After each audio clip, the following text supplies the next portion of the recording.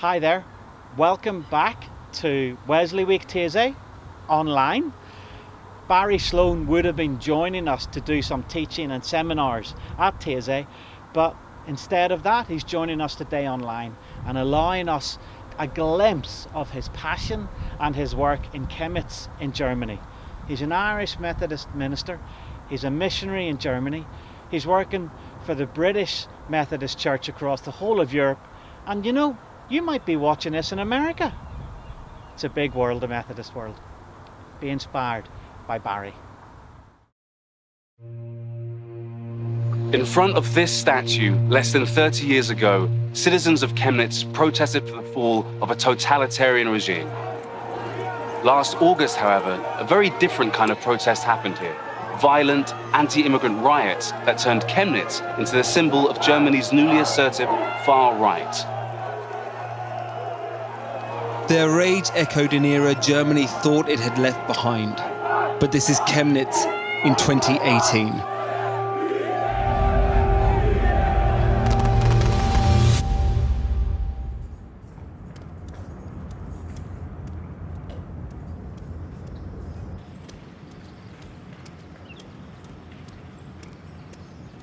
The Brill Boulevard was a really important part of the city.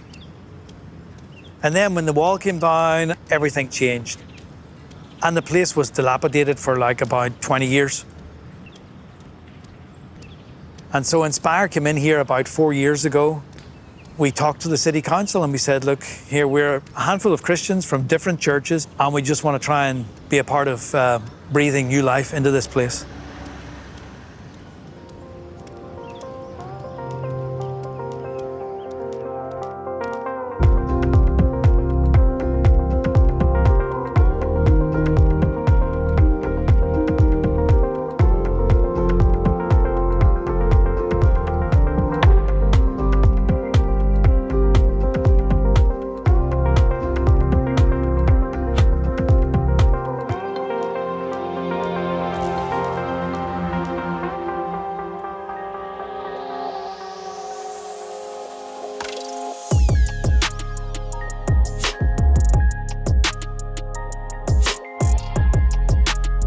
So we're standing in front of Inspire.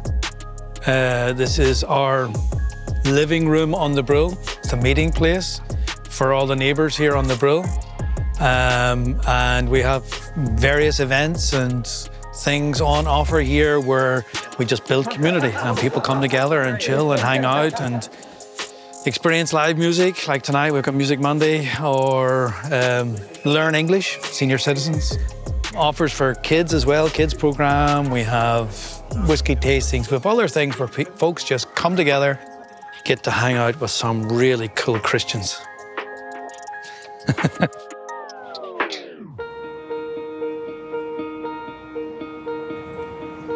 I've been blessed to be involved in a lot of interesting projects and blessed even just to come as an Irishman to Germany and work in the German United Methodist Church.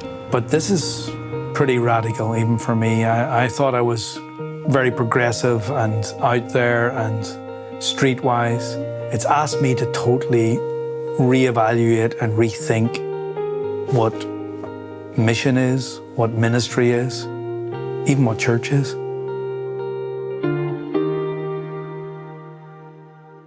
I was baptized as a child in a Methodist church in Belfast, but that was it. That was a done thing. We never went to church, and it was only as a young man of 18 that I actually started thinking about God. And I started thinking about God because my life was pretty messed up as a young man, as a teenager. And for 2 years, I abused substances. I sniffed glue for 2 years. Used all the money I could find to buy the glue, and when I didn't have the money, I would go into the markets and just steal the glue. At a pretty critical turning point, God reached into my life there and heard my prayers and changed the direction of my life.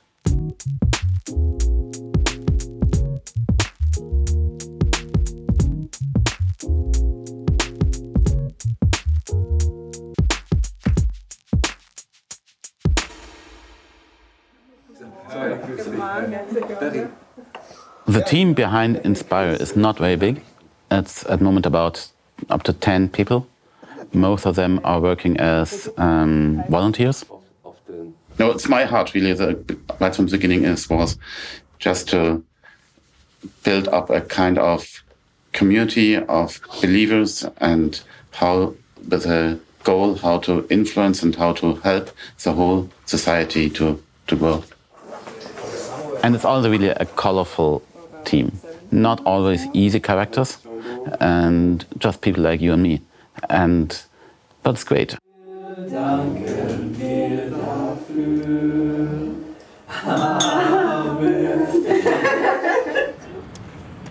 So this is the best cafe on the Brill. Yes. Hi, Tina. Hi. How you doing? I just wanted to ask about tonight. Inspire is about ministering to people. It's about serving people. It's about serving this community. Set up here in front of the windows here with the we like to put it this way. Yeah. People of good faith working with people of goodwill.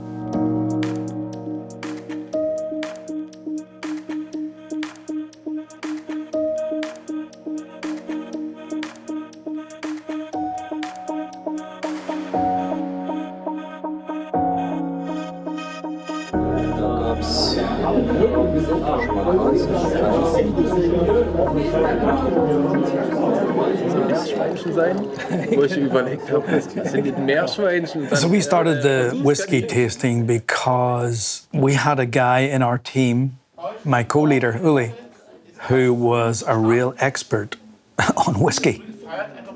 To taste whiskey, to enjoy whiskey, really takes time. You can't take a glass and just keep it inside because you have to smell it. The flavors need time to develop, and you sit together with other people and at the table and you share a bit how does it smell, how does it taste. So that really takes time, and at the same time, the relationships can develop. So that's really a similarity between taking time to drink a whiskey and also taking time to invest in relationships.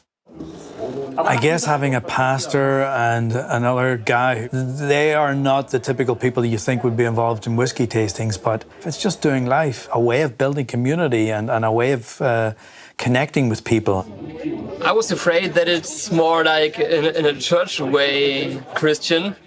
But when I met especially you and Uli and the other guys that were really open-minded for every kind of person coming here and were being open for everyone. Yeah. It was really nice, and it's a warm atmosphere here, and it's nice to see that it's not narrow-minded. I feel comfortable. Yeah. I really feel comfortable. It's nice to come here.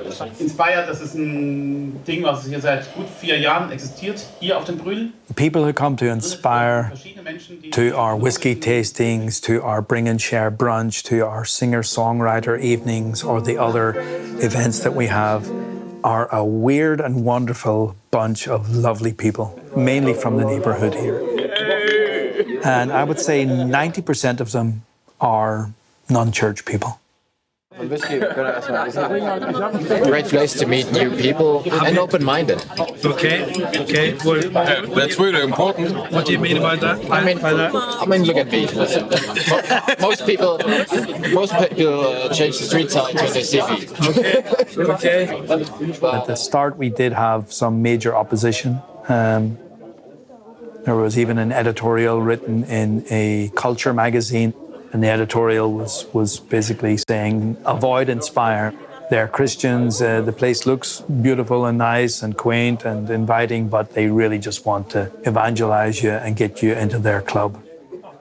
And this kind of shocked us at the start, but we served people and people got to know us.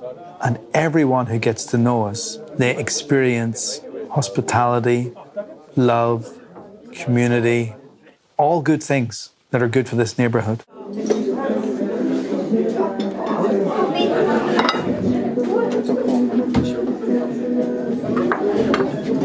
People just have like a potluck breakfast brunch thing, bring something to eat and just enjoy being here together, enjoying the community.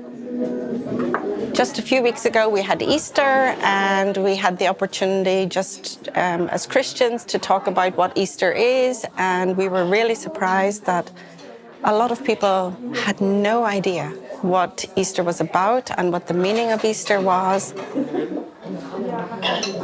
We are no Christians, and the church was okay. They are Christian, they do Christian things, and okay. And so I thought it's a community, and so I will not fit in. Okay. So because I'm not a Christian, and I know Christian people, they always ask, okay, do you believe in God? So no, so why? And it's not not that nice talking with them, and so I don't like it. So that's why I thought I will not fit in here, and so I will not come here. I'm here right now. But now I'm here, and I love it to come to the Sunday brunch. And here it's open, it's cool, it's relaxed, and it's great. And a lot of nice people. I get the question. I understand the question. People from maybe a traditional church environment are asking where's the spiritual formation taking place? Where's the worship services? I get that. I actually think that building community, doing life with these people, our friends, our neighbors, because Jesus is a part of my life, I also do Jesus with them, if I can put it that way. And in the everyday connections that we have, we just have an opportunity to worship, to serve, to bless, to be salt and light in this part of town. And I actually, in many ways, see our Music Monday singer-songwriter evening as an act of worship. I am dreaming about living on a little island. People are spiritual beings. They might not be interested in our church events, but it doesn't make them any less spiritual. They also want to make a connection with something greater than them. So we also offer Holy Communion from the bar. At the end of the bar, we have this little picture with a cross on it and the words love, you. And so we invite people to this cross and offer them Holy Communion. Frankie's the first guy you see when you come in to Inspire on a Monday night to the singer-songwriter concerts. And Frankie has gotten to know the team here really well. He comes, he always drinks a mango lassi, he always drinks the same drink. It's kind of like a milkshake drink. And he says, we're just introducing tonight Holy Communion from the bar. And he asked me, he says, are you a pastor? And I says, yes, I am. And he smiled. And he said, oh. And I says, yeah, come on over and have a look.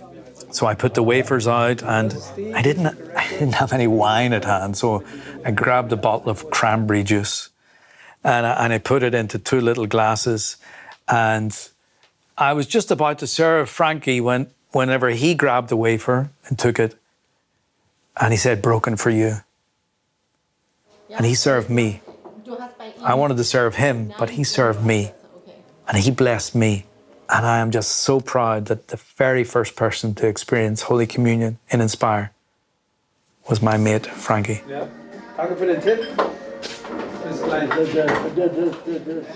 are a little bit, in Chemnitz, we are a little bit boring. Yeah, Chemnitz, many people say we are a boring city. We go to work, we go to sleep, and we go to work, back to work. So, but you take our hands, yeah, and said, let's try it. Let's do something new. Let's put together our ideas and build a new thing. Yeah, we are a real community now. So we made it. We made it.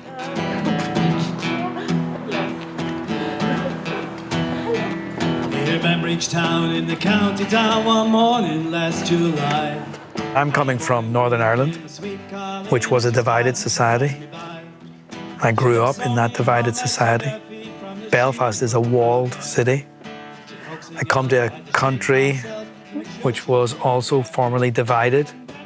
And I've learned through my experiences in Northern Ireland how important reconciliation is, how important bridge building is, how important it is to try and understand the other. And so when I see what's going on currently in Germany, and more specifically right here in Chemnitz, where there's this massive problem with racism and right-wing neo-Nazi politics and propaganda, Inspire's right in the heart of it.